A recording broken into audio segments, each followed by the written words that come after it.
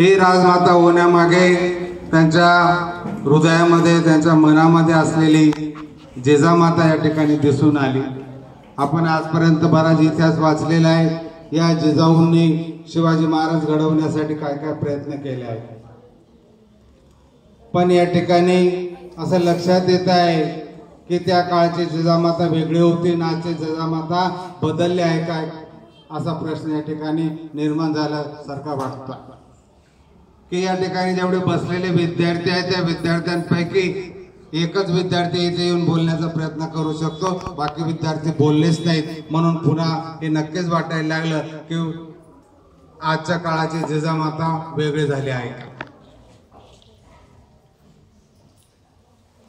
नक्कीच या ठिकाणी हा प्रश्न जरी तयार होत असला तरी आजच्या आपल्या शाळेमध्ये शिकवणाऱ्या जेवढ्या जिजामाता आहेत त्या जिजामातांनी आपल्यासारख्या विद्यार्थ्यांना घडवण्यामध्ये नक्कीच कसोशीने प्रयत्न केलेले आहेत। त्यामध्ये मात्र विद्यार्थी कुठेतरी कमी पडत आहेत। आजचा हा जो कार्यक्रम आपण या ठिकाणी साजरा करत आहोत, या कार्यक्रमाचा बोध म्हणून आपण नक्कीच काहीतरी घ्याल आणि पुढच्या कार्यक्रमाच्या वेळेत आपल्यामध्ये नक्की काहीतरी बदल दिसून येईल, असा हा या ठिकाणी या कार्यक्रमाचे आयोजन करण्याचा हेतू नसतो।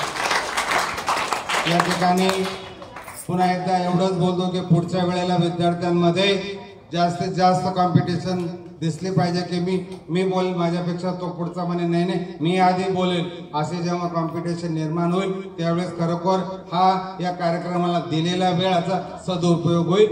थँक्यू।